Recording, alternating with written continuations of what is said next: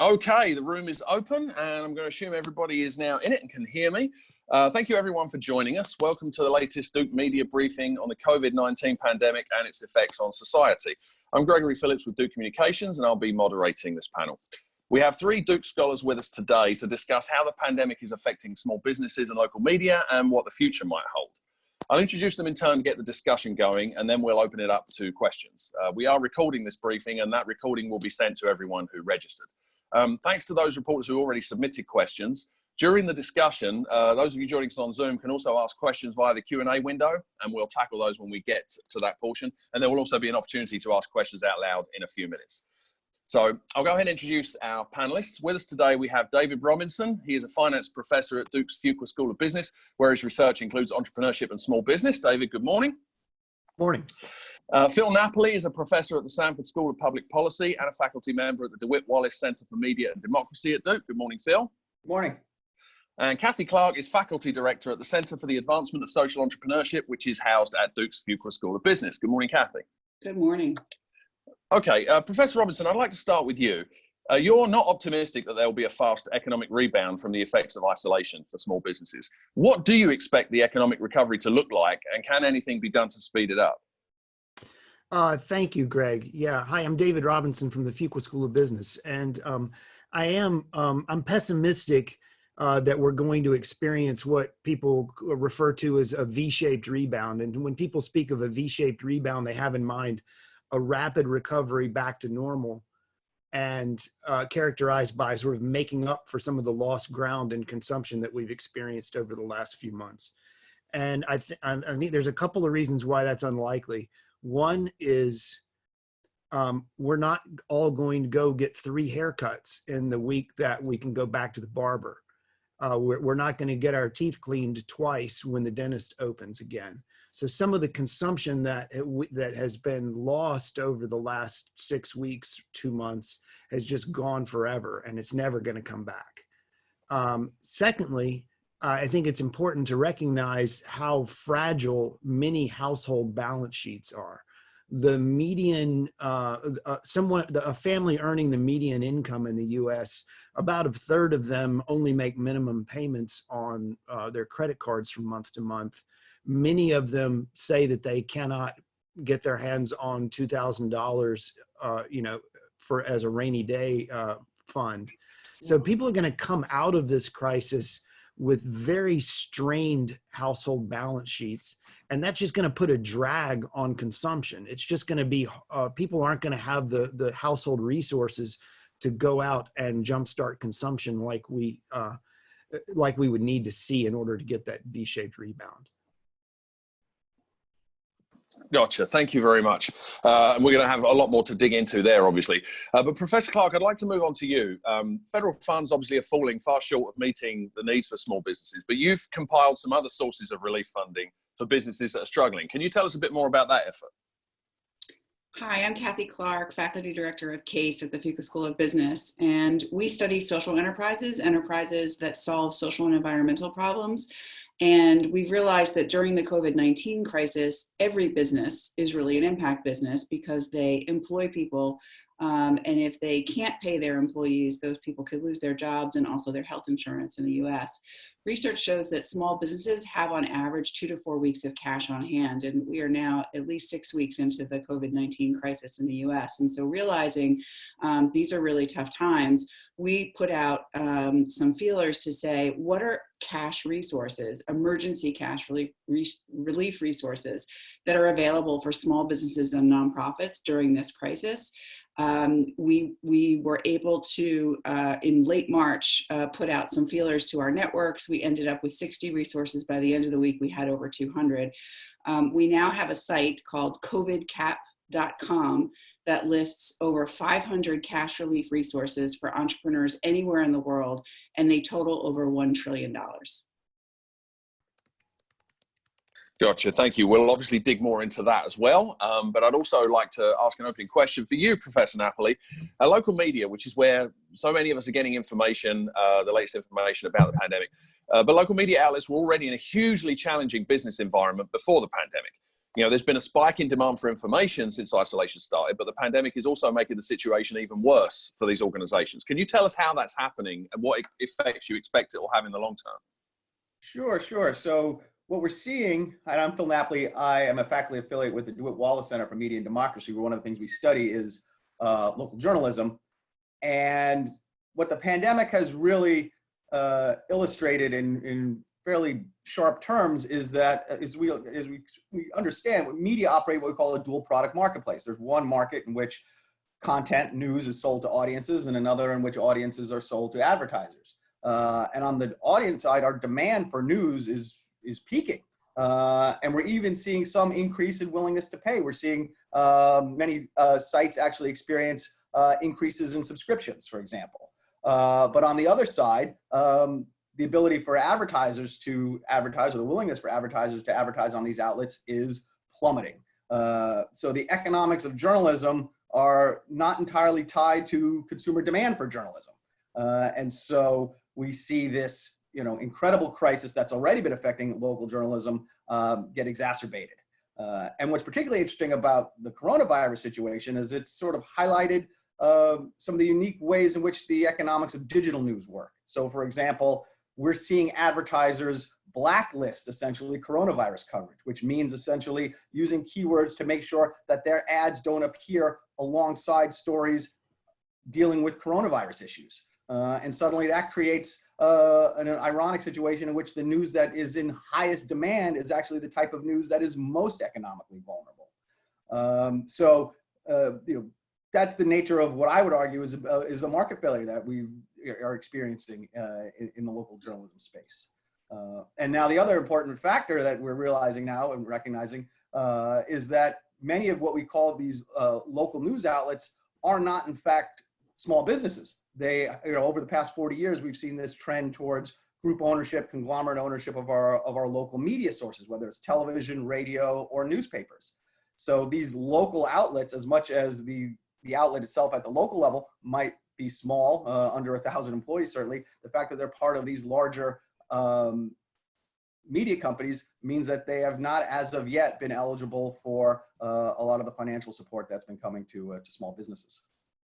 Gotcha. Thank you very much for that. Okay, well, we've had three very different angles of looking at this thing, and I'm now going to open it up to questions. As I mentioned at the beginning, you can type questions into the Q&A window in Zoom, and then we can read them out that way. You can also use Zoom to raise your hand, and if you've called in on a cell phone, you can do that by hitting *9. I'm going to start out with some questions that were submitted in advance to give people opportunities to ask questions in the Q&A or to raise their hand. And Professor Robinson, I'd like to come back to you because a question we have from Sharon Van Zwijnt with Spectrum News is how we define small business and also what are the characteristics of the most resilient small businesses. But if you could give us a definition, because I know that's been an issue. Yeah, it has. Thank you. Thank you for the question. So the Small Business Administration uses a 500 employee threshold as sort of the definition of a small business. So in other words, if you're a business and you have fewer than 500 employees, then you fall into this bucket of small business. Let's put that into perspective. Because a number you hear in the press talked about a lot when we're talking about various relief packages is you'll hear people say, well, there are 30 million small businesses in this country. I think that's misleading. So first of all, of 500 employee head count definition of what a small business is encompasses almost every organization in this country. There are only about 20,000 firms that have more than 500 employees. These 20,000 firms employ half of the US labor force. The remaining half work in these so-called small businesses. Now, of these 30 million so-called small businesses, about 25 million of them are non-employer firms. That means they are operated only by the only employee operating in working in that firm is the founder of the firm, the entrepreneur himself or herself. So that leaves about roughly 6 million employer small businesses. And the vast majority of those have fewer than 20 employees. So there are only a few 100,000 firms in the US that have more than 20 and fewer than 500 firms. So I think that's important to bear in mind as we start to think through the economics of how various stimulus packages work. We've seen a lot of money go out the door in this payroll protection plan, and we hear people talk about it. We sort of think about that plan as a way of helping organizations keep people on their payroll. And it's important to realize that the vast majority of small businesses have no one on their payroll. They are a payroll of one. And so when you start to think about it in those terms, then a payroll protection plan is for the vast majority of small businesses in the US is a very close substitute to just sending a direct check to the household, as we're seeing in the other parts of the stimulus package. Gotcha. Yeah, so there's a lot to think about there. There was a follow-up question as part of that, which asked, like, what are the characteristics of a resilient small business? And I guess if you're if you're a payroll of one, then that kind of changes that dynamic. But I mean, are there characteristics of resilience that you think apply across small businesses regardless of the size? Well, a lot of it just has to do with what sector you're in, because some sectors are hit harder than others, and some just, if you're a restaurant, you have to be very nimble in order to stay in business because you're not able to take traffic in the front door. So, I mean, I think one characteristic of resilience is just your ability to pivot quickly and adjust the way you do business to the changing conditions. You see some restaurants move to curbside delivery, for example. You'll see, you see steakhouses becoming basically butcher shops and selling cuts of meat instead of selling a plated meal. So that's one key feature. Another key feature is just how strong was your balance sheet coming into the crisis. And as my colleague Kathy Clark said earlier, the vast majority of small businesses only have a few weeks of cash on hand. They're run as very lean organizations. So I think that I think that those to me would be the two key defining features of resiliency. Did you have cash on hand? And related to that, do you have lines of credit or banking relationships that give you some financial flexibility? Gotcha. And then Thank can you. you pivot?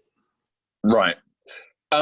Professor Clark, actually, I'd like to come back to you on that because you've made the point. Generally, you study businesses involved in social advancement, but you've made the point that every business right now is in that situation. Obviously, you've compiled these resources, but a lot of businesses won't necessarily, or small businesses won't necessarily be accustomed to thinking in that way about seeking funding. So, how would you advise small businesses to think about funding in these like unprecedented times when they don't really know where to look? That's a great question. The most important thing when we talk to small businesses and small nonprofits, because we're looking across both sectors, is, as my colleague David Robinson has pointed out, is the first most important thing is to think about what is the cash that you have on hand and what choices do you need to make around that. We actually ran a public webinar for social entrepreneurs all around the world a few weeks ago that was extremely well attended. And we divided it into 3 stages. The first stage was really understanding your cash, figuring out what kinds of relationships do you already have that you can renegotiate. We're finding that people can access their lines of credit more easily during this time. We're finding that if they have any grant funding, they can often get more or extend it without any negotiation at all during this period. And really understanding what is your cash burn. You really have to become a little bit more of a CFO right now. And every business has to start paying attention on a weekly or a monthly basis as opposed to a quarterly or an annual basis. What's going on, what you can hold back, and what kinds of new lines of business you might be able to pivot to fairly quickly to keep bringing in revenue. And so that's just it's a new experience for many entrepreneurs to do that. In terms of the new cash resources available, which is our second step, we say, don't stress over this, just find what you need to find and apply as quickly as you can. The interesting thing and the amazing thing about the past 6 weeks has been the incredibly rapid activity by federal governments, regional and state governments around the world, and local governments to try to put cash quickly and easily, and what I call frictionless cash that's either grants or interest-free loans, things that you don't have to think about very much in terms of the risk, into the hands of small businesses and organizations as quickly as possible. And so what we have advised entrepreneurs there is go to your local chamber of commerce, go to covidcap.com, go to wherever you can to quickly decide what are the things that I could apply to and get yourself in those queues as fast as possible. We learned with the payroll protection program that the SBA put out, that there was so much more demand than there was supply, which is why they have replenished to a certain degree the program last week with another 310 billion after the first 349 billion went in about 10 days. But putting yourself into those queues as fast as possible. And our biggest piece of advice for very small businesses is to look for your local community lenders, community development finance institutions, who are doing much better at small ticket items in terms of getting it out the door fast than some of the larger banks. And then the third is we often advise entrepreneurs around capital raising for their growth. And what we basically said is you really have to slow down. You have to make sure that you have at least 3 months and possibly 6 months of cash on hand before you start to initiate relationships with investors, because most investors right now are feeling extremely strained. They've lost money. They are trying to figure out how to pivot, how to take care of their current investments. They are not looking to new investments. And so that is trickling all the way down to the entrepreneurs on the ground. Gotcha. Thank you very much, Professor Clark. We've had some more questions come in via the chat, and I would remind everybody that you can submit questions via the Q&A window in Zoom, and you can also raise your hand through Zoom or use *9 to raise your hand if you're calling from a cell phone and would like to ask a question. Professor Napoli, there's a question for you. We know that local news was already very challenged before the pandemic. What effect do you expect it to have on the kind of local news that we see moving forward? You touched on this a little bit, but are we likely to see less? Are we likely to see more local media outlets disappearing or thinning out? Absolutely, and the term that has sort of taken hold in this space is news deserts. The extent to which we have communities that become almost completely devoid of local news sources. These tend to be communities that are smaller, that tend to be less economically robust to begin with,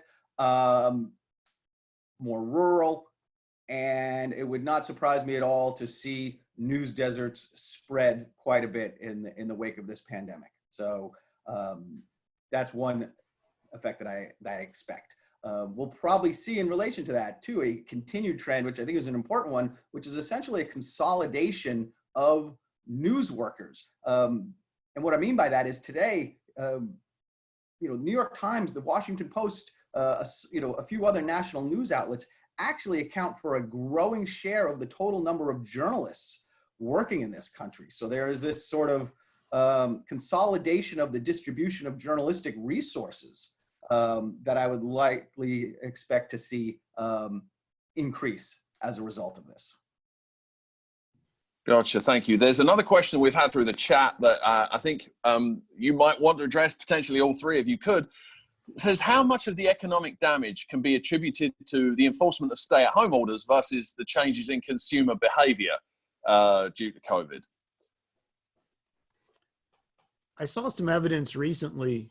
This is David Robinson from the Fuqua School of Business. I saw some evidence recently suggesting that people's behavior was changing weeks before the stay-at-home orders were enforced. So I saw you can basically look at the fraction of the U.S. population that's under stay-at-home orders, and then you can look at various measures of business visits, and you see that business visits started to drop weeks before large fractions of the population were under stay-at-home orders. So that's telling you that a lot of the economic response is due to just the changes in consumer behavior that will likely continue after stay-at-home orders are lifted. Until we have one of two things: either much better data on what the actual fatality rate is with this, or a vaccine, you're going to see people reluctant to return back to the status quo. Gotcha, thank you. Anybody else on the panel like to chip in on that? Okay, well, I'm going to move forward. There's a related question about reopening that talks about how businesses can best adapt to accommodating a worried public, and what will be the key to the rebound. I mean, is accommodating and adapting to these new elements, new rules, this new normal that we're seeing, is that going to be key for whether a business survives or not?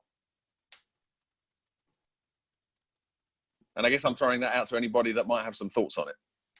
I think it's incredibly important. It's going to be absolutely critical to their survival, is the ability to sort of pivot whatever business model they were operating to accommodate both a lower demand and and just the additional constraints that are placed on their business by the need to maintain social distance and spread business out more slowly. I think it's going to be incredibly difficult for example, the restaurant industry.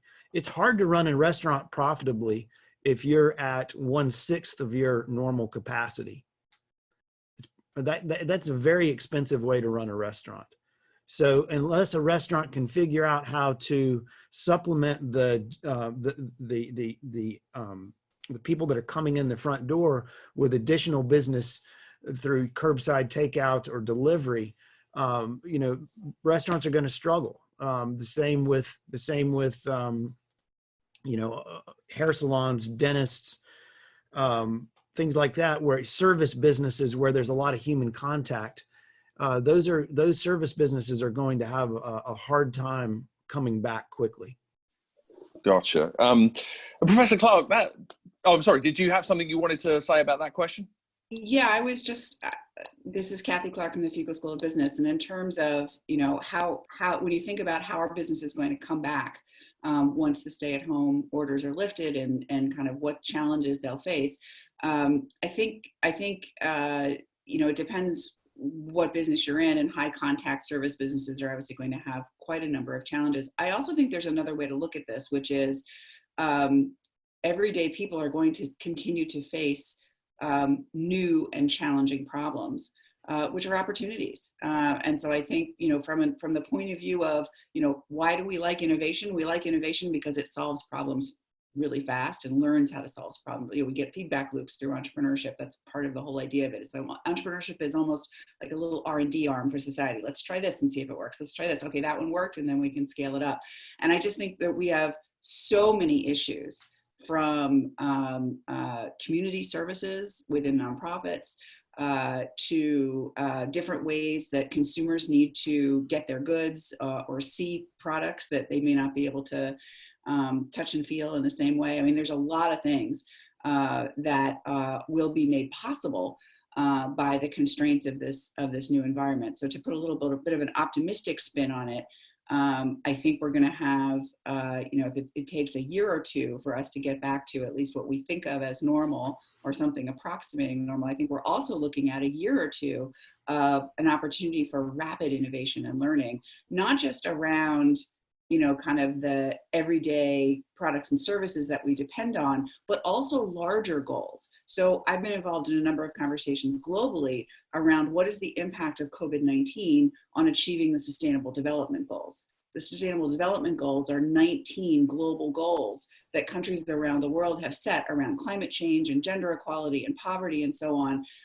And it seems at first, the pessimistic view, we can't address any of those now. But no, actually what we could do is start to leapfrog over some of the things that we've been doing for a while. We have disrupted our primary system for running the earth. And so there is a sense of potentially a small window to use that disruption to think about how we can tinker with it and actually start to move towards some of the global goals that everyone, business, government, nonprofits, everyone actually wants to work toward. Thank you, Professor Clark. Professor Napoli, I wanted to come back to you because Professor Clark mentioned this idea of disruption, and we'd already had a question about the difference between the stay-at-home orders versus people's behavior.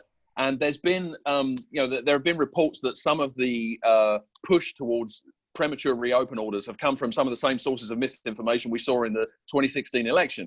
And I know the DeWitt Wallace Center has studied this, and I'm wondering if you have any perspective on kind of how any misinformation out there is actually affecting kind of public opinion and maybe pushing society towards something that isn't necessarily the best choice right now. Sure. So this is Phil Napoli from the DeWitt Wallace Center and the Sanford School of Public Policy. And what we're learning is that, in fact, social media is playing a fairly important role in organizing, for example, many of the protests that we're seeing against the stay-at-home order, and that this online organization is actually emanating from a relatively few well-funded groups, not only domestically, but then also evidence that, yes, we're starting to see foreign governments interfere in this space once again, given that the goal of this type of thing is simple. So whatever kind of chaos is available to be sowed, so to speak. We're also seeing the platforms now take a much more aggressive role than we've seen them take on any other issues up until this point. So I think that's one of the interesting questions about the new normal going forward, is whether these platforms now, given how much more aggressive they are in, for example, actually taking down online misinformation posted to social media, for example, instead of, for example, just downranking it or marking it with a fact check, etc., whether that compels them going forward to sort of rethink their place as gatekeeper for all types of content. There's such an interesting conversation to be had now going forward, about what is it about COVID misinformation that is fundamentally different, or is it fundamentally different from the kind of political disinformation that characterized the 2016 election and is likely to characterize the 2020 election? Where is the boundary line that's being drawn here in terms of where we're comfortable with these platforms exerting their own editorial authority, or the authority of this network of fact checkers, for example, that they rely on, as opposed to where we start to feel this becomes a threat on diversity of viewpoints and things of that sort. Gotcha. I'm glad you mentioned the 2020 election, because we've had a question about that. Obviously, COVID right now is kind of swallowing up almost all news coverage. It's all people want to read about. And before this, it was the election, and that's almost kind of like taking a back seat because everything's on hold.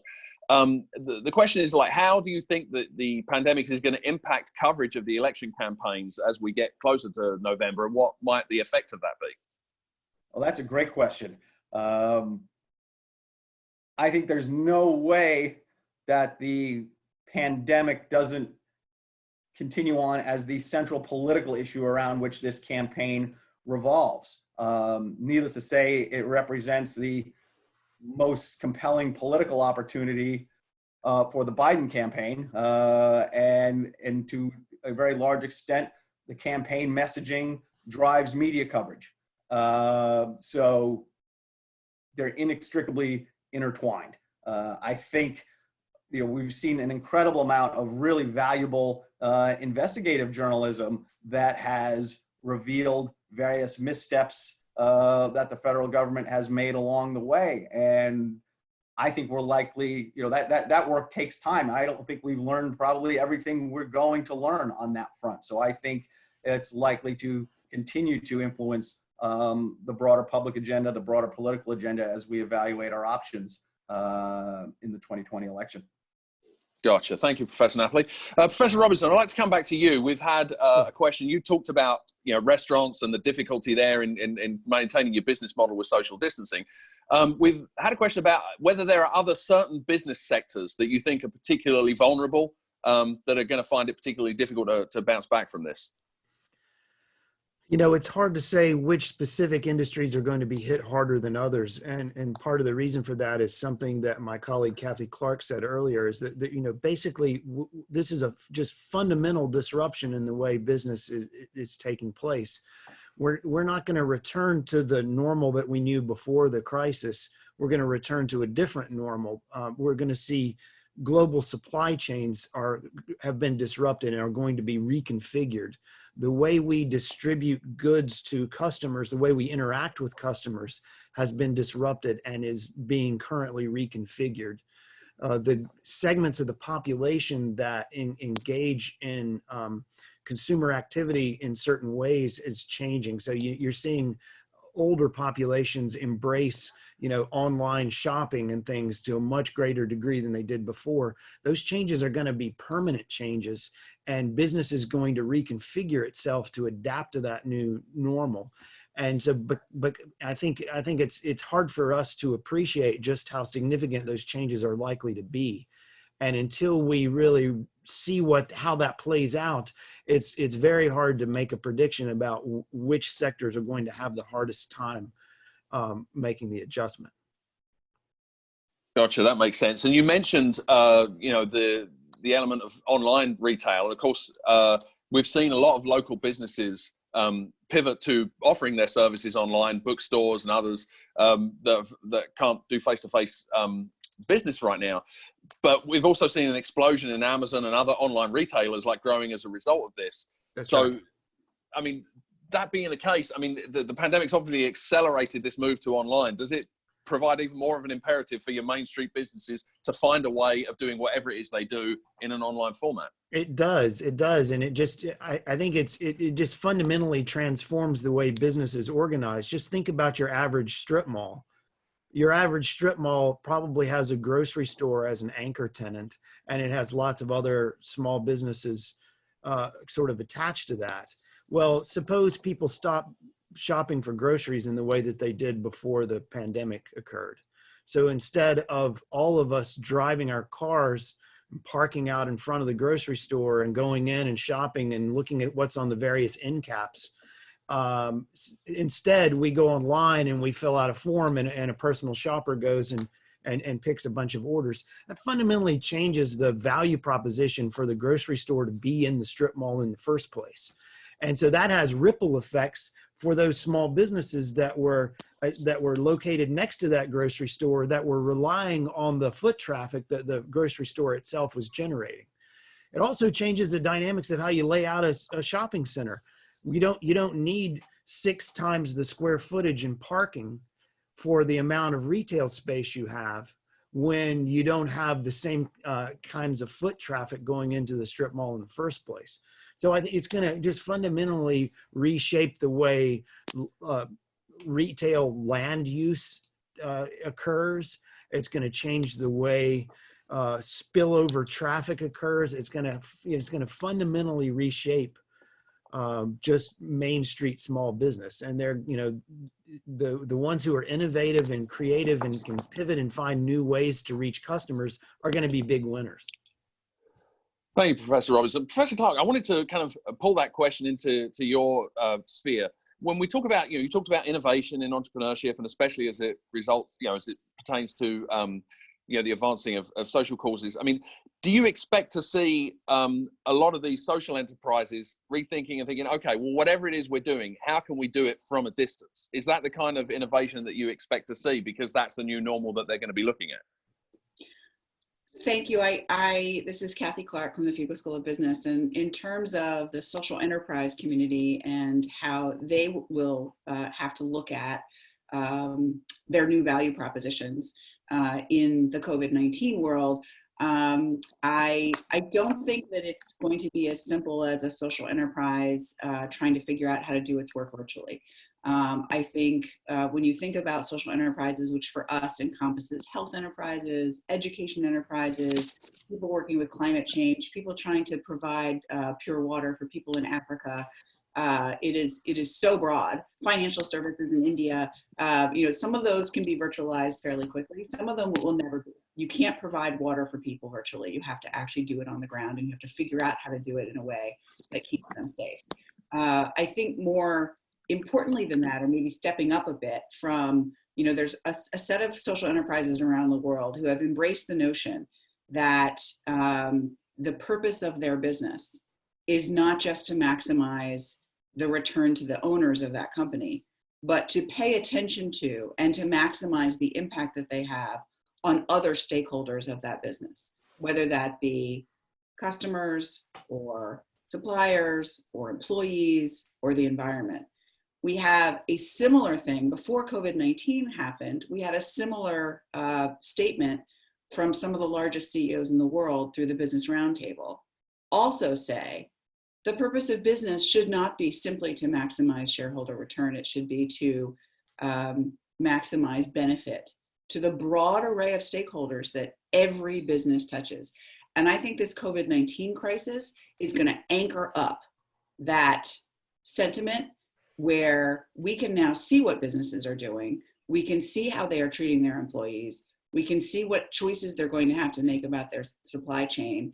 And there is a different lens from which we can view and assess the behavior of both the largest businesses in the world and the smallest social enterprises or other small businesses, to say, you know, how are you balancing these very real needs of stakeholders? And what I hope will be true is that in a few years, we will start to see our own financial systems representing more of that balancing in how we report publicly around these companies. And there's a tremendous array of new reporting mechanisms that many large companies have been adopting. I think it's going to speed up.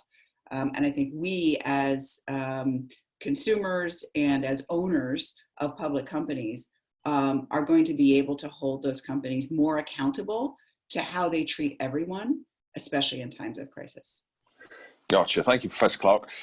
Professor Napoli, I wanted to kind of pull this online question into your area. Obviously, we were already seeing print dying out, you know, most even local newspapers moving to online, going less days to print. And do you expect this to accelerate that? And when you talked about, you know, the increase in local news deserts, why should people care about their local news outlets disappearing? Sure. Good. Both excellent questions. This is Phil Napoli from the Sanford School. We are already seeing that. We are already seeing the trend toward the acceleration of declining print publication happening. We're seeing a number of outlets just over the past month scale back the number of days they go to print. The whole logic of print publication and distribution is not only further question from an economic standpoint, but if you even think about it, you know, from a public safety standpoint, in terms of actual print paper changing hands and being at a newsstand, or, you know, so the logic of print, which was already very much in question, is very much further in question. And to the second point, why should we care? I think that gets to something, in many ways, the way we're framing this discussion is far too limited. That is, I think it's incredibly limiting to think about journalism as a business, as local journalism as a small business. What we have to recognize, and what we, you know, the COVID-19 situation has really made us recognize in a way that's pretty irrefutable, is that when we're talking about journalism, we're talking about a public service. And for us to think going forward about journalism purely in terms of the extent to which it can rebound under and operate within the, you know, constraints of the market, of the dual product marketplace in which it operates, I think is misguided. I think if any lesson comes away from this situation for our country, it should be that we have lagged far behind in terms of thinking about journalism as a public service that's essential to democracy. A member of Congress said it this week, I can't remember who it was, but I'm going to quote him, that any public support we give to journalism is essentially investing in democracy. We spend in the US about $1.35 annually per capita in terms of public investment in public service media. That compares, for example, with $40 per capita in Japan, $100 per capita in the UK, and something like $176 per capita in a country like Norway. So if this current crisis does not get us to the point where we jumpstart a meaningful conversation about a more robust public funding model for journalism, I don't know whatever will. Thank you for that, Professor Napoli. Maybe we can connect you with some of Professor Clark's innovators, because there's certainly, you're right, that the journalism model needs a good deal of support. Before we wrap up, there are a couple of questions that I wanted to get to. Obviously, there was the federal stimulus package for businesses. It's fallen short.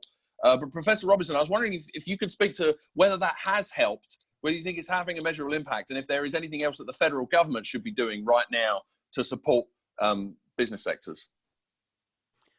I think it has helped. I think its help has been limited. It's been limited by a couple of factors.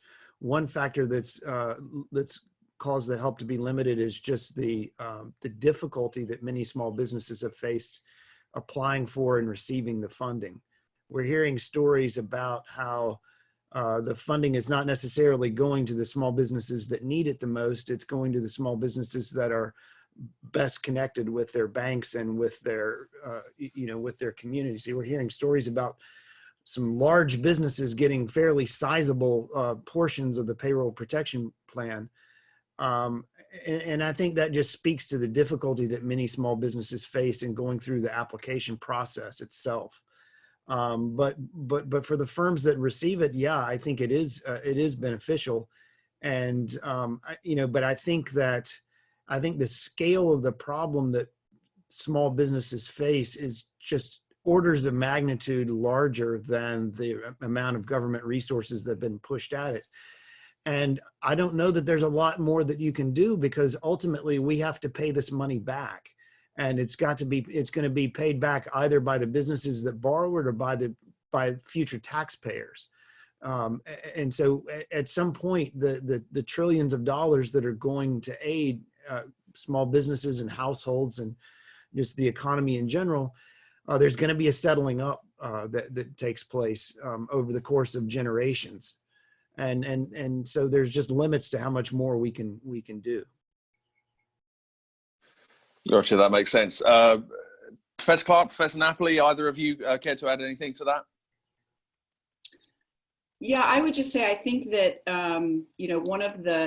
this is Kathy Clark from the Fuqua School of Business, and we recently created this site, COVIDCap.com, to help any entrepreneur in the world try to access cash relief during the COVID-19 crisis quickly. And what we've realized is that we are able to list what is available fairly easily, and we've done it fairly quickly, up to $1 billion. But what we have not been able to do, and would actually love to do, is to understand what is the size of the need and where are the gaps. Are the gaps at the smallest business levels? Are the gaps in certain communities? Are the gaps around certain kinds of entrepreneurs or certain industries? And what are the tailored solutions, as opposed to the big government bailout packages?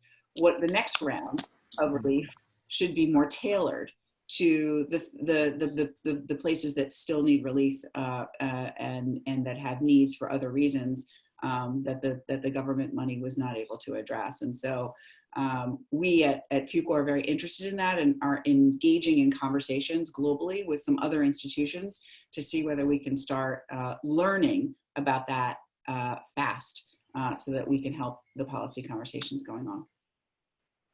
Gotcha, thank you. We've just about reached time here. I've got one final question I'd like to throw out there because we've had it asked. Obviously, everybody's keen to reopen. You know, there are some people pushing for a reopen right now, and everybody wants society to reopen in a gradual and sensible way following kind of medical directives. But there are risks involved for small businesses in that, you know, reputational risks if you're the first to reopen and somebody gets sick at your restaurant.